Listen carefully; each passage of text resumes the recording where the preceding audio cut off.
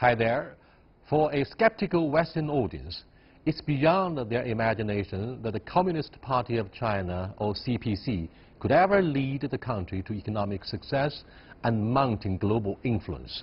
Yet, the CPC is not only getting the job done, but also shaping China as a global powerhouse on multiple fronts. As we wrap up the 19th CPC Congress, the international community is paying particular attention to see how China will chart its future course.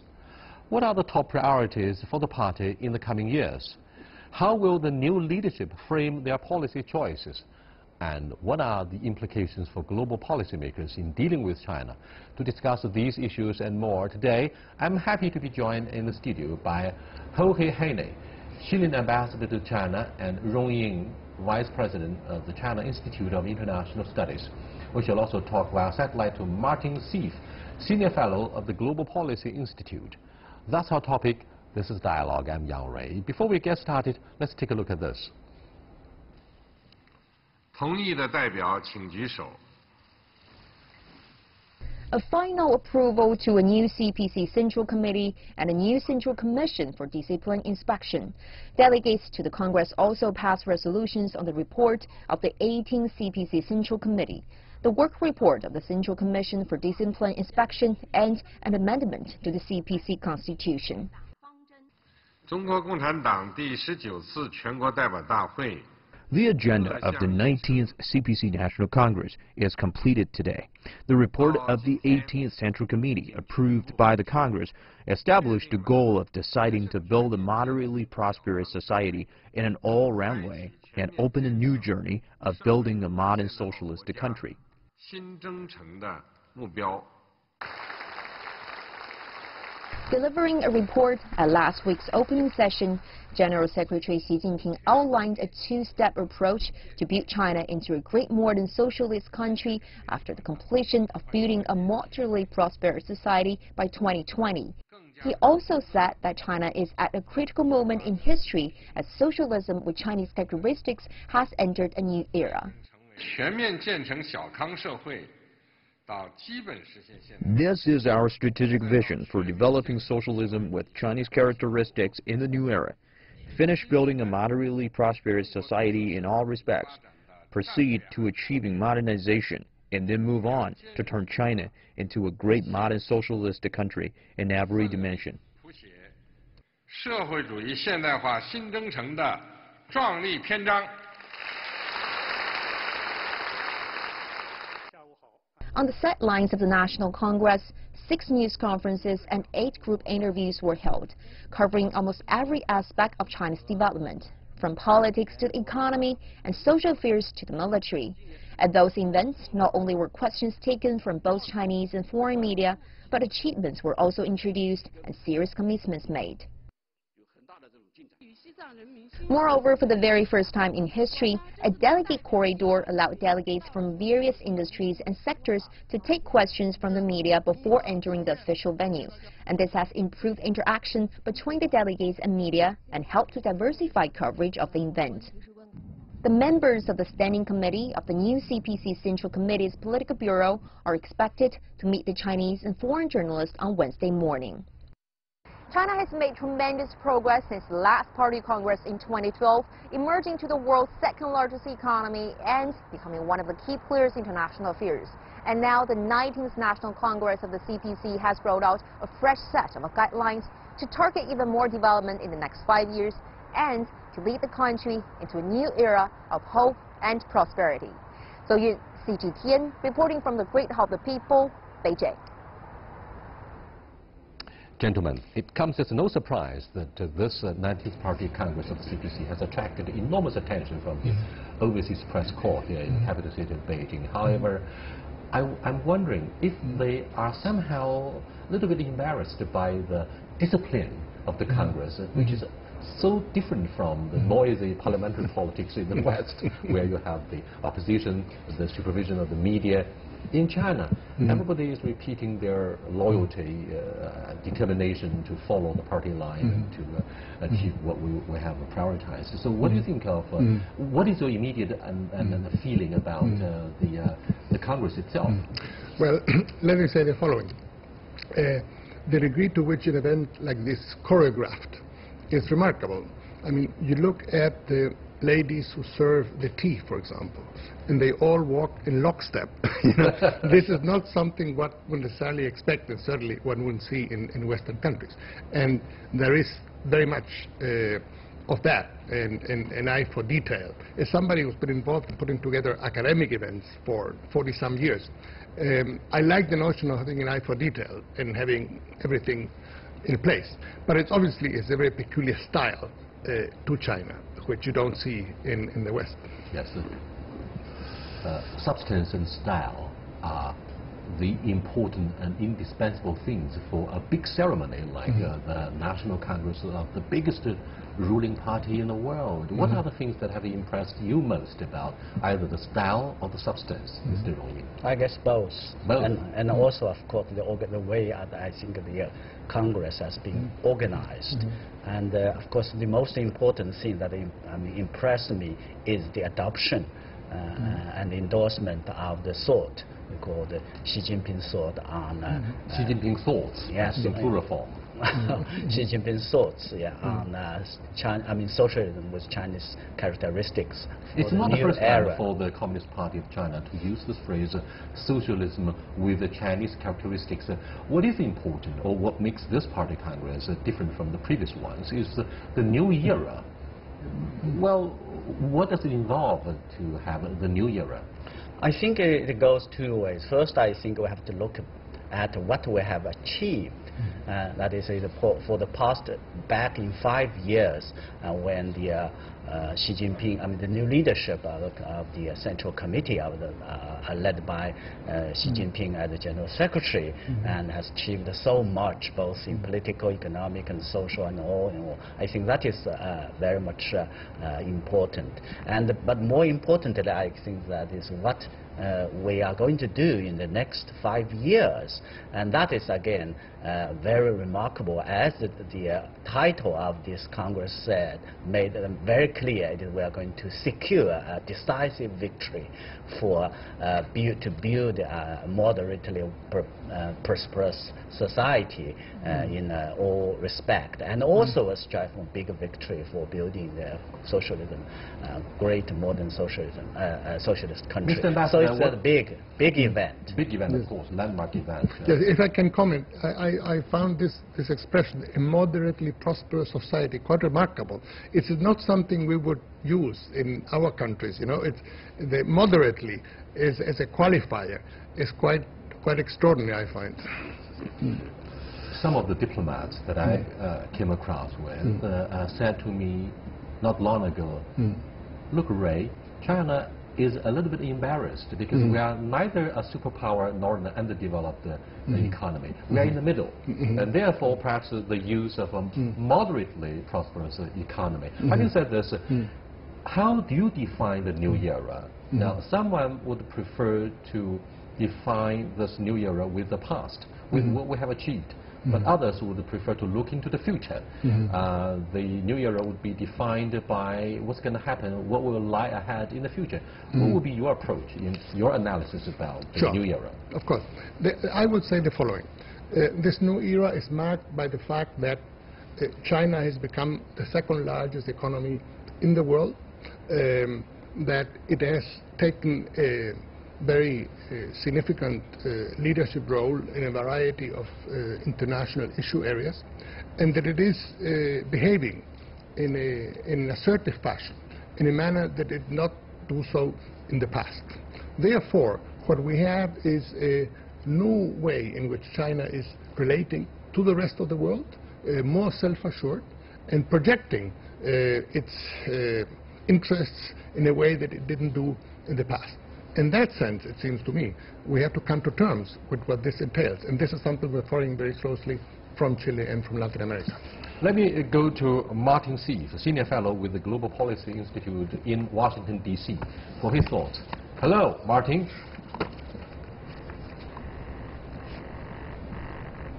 Martin, hello. Can you hear me? I can hear you well. Thank you. It used to be the case that the United States of America would produce the most powerful man in the world, your president, backstopping the Oval Office of the White House. However, this time around, The Economist, the prestigious journal, calls Mr. Xi Jinping the most powerful man in the world, and that has surprised many who follow the political process in China. Are you surprised? What do you think of the implications of labeling our president with this description? First of all, I am not surprised. It is a reflection of reality. China is in a much more healthy balance of trade situation than the United States. It is in a much healthier fiscal situation than the United States. It has greater potential for growth. It has a greater and much healthier concentration of manufacturing industry than the United States. So in economic terms, the Economist assessment is a completely accurate one. And of course, what this means is that in the world we are entering in the coming decade, it is not going to be the world of a single hyperpower dominated only by the United States. The United States must treat with China as an equal. The breakthrough amendment regarding the party constitution this time around is that for the first time, Xi Jinping's thoughts on socialism with Chinese characteristics have been written into the party constitution, and that has amazed the whole world, and also a lot of the Chinese here. So what do you think of the impact of having Xi Jinping's thoughts? I think there is profound significance not just for China, but for much of the rest of the world. What we see is an alternative economic model to the United States model of utterly deregulated and much more chaotic capitalism. And the Chinese model has been working. The Chinese model is also generating far more economic growth, especially in sub-Saharan Africa, and is of significance throughout the Middle East and Latin America. So this is again an expression of reality, and it has great significance for the economic development of the world in the coming generation. Ambassador Haney, in the West, do you think they would prefer to call Xi Jinping's thoughts the Xi Jinping doctrine? And if that's the case, what do you think should be the essence of Xi Jinping thoughts or Xi Jinping doctrine? Yes, I agree with you. That would probably be the preferred term. Thoughts in the West sounds a bit vague. Doctrine is more precise. What I would put forth on that is a very pragmatic approach to policymaking, one that combines some elements of government, some elements of the market in creative and tested ways. It seems to me that what we have seen in the past few years in China, and the growth we are seeing, taking 60 million people from poverty, the developments we're seeing in technology, in railways, in mobile telephony, all show something that entails both industrial policy. It has been traditionally conceived and identified certain winners in the economy that must be supported, but also letting the forces of the market prevail. And I think that is a very important aspect of what China has been all about and what the government of President Xi Jinping has been putting on the table. Thank you so much. You are watching Dialogue with His Excellency Chilean Ambassador Jorge Haney, Mr. Rong Ying, and Martin Sieve. We're discussing what it is to have Xi Jinping thoughts written into the party constitution and what will be the priorities on his agenda for the next 5 years. Of course, he has assumed the second term, which would last for another 5 years. We'll be back in a short while and go further down the road in our clarification of the policy priorities for this administration of the Chinese Communist Party. Stay with us, please.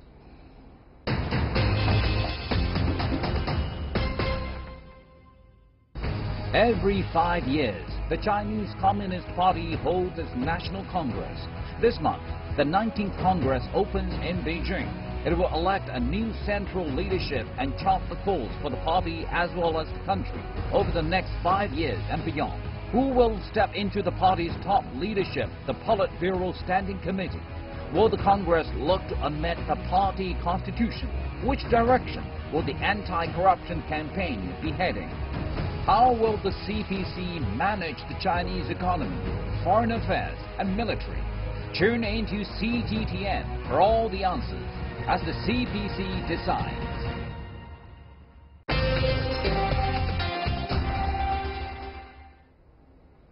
Welcome back. Wednesday morning, the new lineup of the Politburo Standing Committee will be presented to the rest of the world. Of course, 7 of them manhunted. So, the next question, Mr. Ambassador. Now, I want to have a quick and short answer from each of the 3 panelists here, including Martin Sief. We have a long list of priority issues on the agenda. Supply-side economic reform, fighting corruption, overcapacity, local debt ratios, poverty alleviation, urbanization, innovation. What do you think should be the most important on this long list? I think it's going to be economic reform, because it is economic reform that will continue to give China the growth and the dynamism that it needs. China has been doing very well, but there are serious issues. There is burgeoning debt. There is a question of overcapacity in sunset industry. There is a question of SOEs reform. And that, it seems to me, if the government follows up on what it has said, that development will be its central concern, that should be the main priority. And Rong Ying? I think the most important thing is implementation. We have already adopted the Deng Xiaoping theory, and it is going to be the action guide. It is going to be the blueprint. It is going to, I think, lead and inspire the Chinese people to implement to what next to go to 5 years. For that, the most important thing is implement. And for implementation, we need a capable leadership with integrity that they will be able to implement and they will be able to mobilize, that they will be able to, I think, inspire the Chinese people to fulfill the tasks and to address the challenges for the next 5 years. Indeed, the consistency and efficiency of a policy execution in the next 5 years will be prioritized on the center stage of Chinese politics. So let me go to Martin for his thoughts. Now, what do you think should be the most important issue? I am in agreement with the ambassador. I think the handling of the private debt issue is the most important one. I am Irish, and Ireland is one of the smallest countries in the world. China, of course, in population is the largest. But we had a very serious crisis more than a decade ago with our economy. The problem was not public spending. The government, as in China, was acting very responsibly, but there was a massive growth in the private debt sector, and this caused us a very serious crisis. So China wants to avoid that crisis, and I think its leaders recognize this very well. I certainly agree very strongly that President Xi's doctrine is going to be the key to this, because what President Xi is putting forward, as the other panelists have rightly pointed out, is a pragmatic model for partnership between government and the private sector and free enterprise and the free market. This works. America has abandoned this model over the past generation, and its problems have steadily been getting worse. The Americans are caught in an obsolete ideology from the 19th century. China is not caught in that intellectual trap. President Xi's doctrine is an absolutely accurate one, and it is the map, the game plan that China needs to follow. Well, we face a skeptical Western voice in that powers have been concentrated into, in their analysis, one man, and therefore they are afraid that China would come across as an authoritative power, and they would accuse China of practice a dictatorship. I mean, China would, of course, disagree seriously. Having said this, let's look at the economic reform, and one of the most important issues is reform of the SOE. The market forces are said to be the most important in allocating and reallocating resources. However, we always face the issue of how to handle the relationship between the government and the market. What do you think is the way of thinking for the Chinese policy planners? Sure. Well, I would say the following.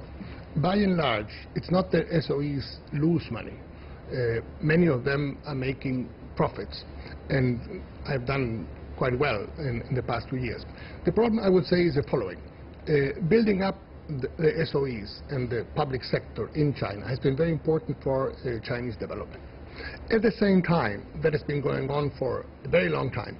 And if we look at the relative productivity of private enterprises in China, it's considerably higher than that of public enterprises. So it seems to me the time has come to restudy this, look for ways to inject more productivity into SOEs.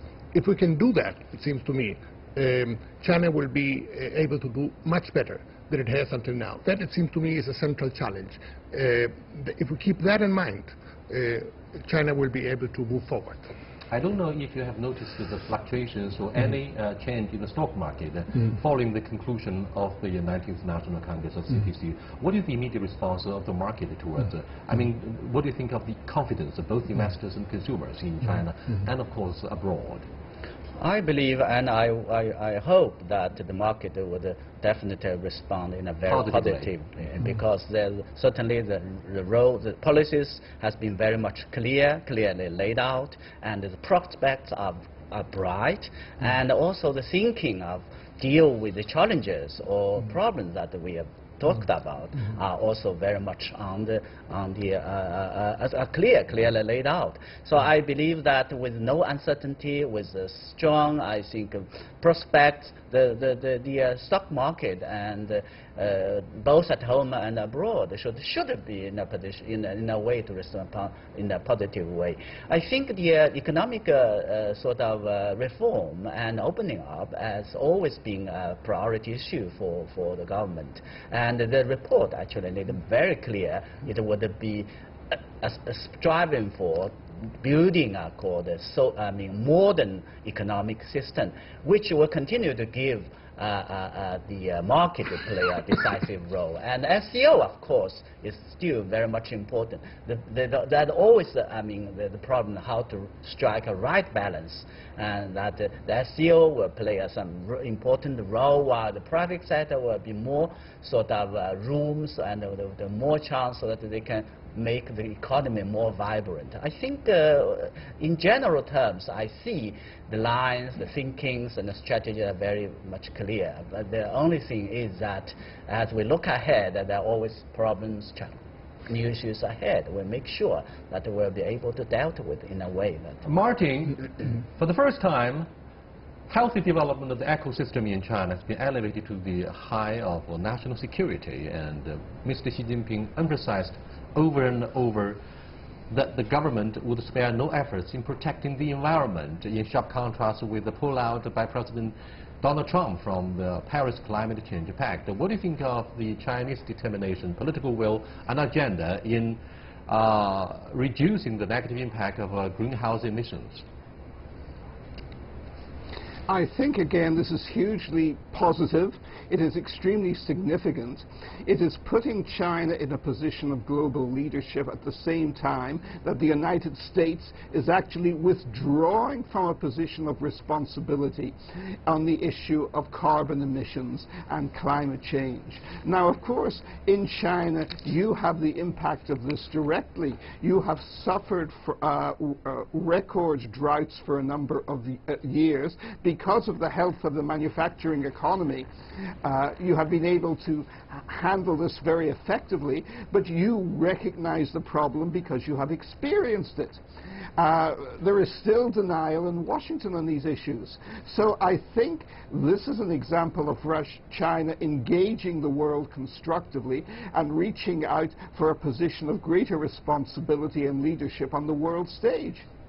Martin, what do you think of Mr. Xi Jinping's blueprint to modernize the PLA armed forces? He says by the middle of this century, China is likely to be a military superpower. That's not his original words, but the basic message he delivered to the rest of the world, I'm afraid, is China would be the most formidable armed force among others. I think that is extremely feasible. You obviously have the population resources. Very significantly, you have the industrial resources. What you are now developing is the high-tech resources, and you are developing them very confidently and very fast. I have published work on this that is very controversial in American terms, which is that America is abandoning the real basis for sustained military superiority, which is a strong basic industrial base. America focuses on high-tech, but high-tech is not sustainable without having a strong lower-tech mass industrial base too. China recognizes the need for both industrial bases. This is hugely important. You're making the right long-term investments, and you are also avoiding strategic overstretch and overcommitment, which the U.S. increasingly falls into. So the prospects for China being a military superpower within the next generation are excellent. In fact, I would be amazed if it did not happen. All the positive factors for this development are already in place. Well, assertiveness is the word that the overseas media tends to use in describing, characterizing the military build-up of the PLA. Now, Mr. Ambassador, many of the China observers or China hands are reading very much into the construction of the Djibouti naval base, which is very close to the African Horn. What do you think of the expansion of the Chinese military compared with the United States? Sure. Well, what we are seeing, this is the first overseas military base that China establishes. In that sense, it's a real milestone. It's very significant. But again, it seems to me it reflects something that has been long in the making. When you are the second largest economy in the world, there are certain consequences that flow from that, and that have an impact worldwide. Among other things, it has an impact on your defense deployment. It has an impact on other things. You were talking earlier about the impact on international markets. Let me give you an example. Last Thursday, the latest economic data of the third quarter in China were published. That had grew at 6.8%. That had an immediate effect on the price of copper, which reached a 3-year high, and projects for investment projects in mining in Chile for $20 billion became viable. I mean, so what China does has a worldwide impact, and therefore it also has an impact on defense issues, on military deployment, and we're seeing the consequence of that. Mr. Rongyan, what do you think of the possibility that China would follow the United States very closely in assuming global leadership? I am not sure whether China will take over U.S., but definitely China is going to, and has already taken more and more. You mean we are catching up very quickly? Exactly. I think China is now the most active and positive forces for global governance. And look at the past few years, and China has very active in global putting forward proposals and initiatives, and more importantly, I think China is making contribution for the regional and global development. I think this is something I think China strongly feels the responsibility. It's not just an issue of ushering in a new era of socialism with Chinese characteristics. By the time President Donald Trump pays an official visit to China in the early November, he's going to discuss with his Chinese counterpart whether the United States would accept the new type of major power politics or diplomacy, whether the two governments would work in close partnership to exercise global governance hand in hand. With that, we come to the end of this edition of Dialogue. I'll see you next time. Goodbye.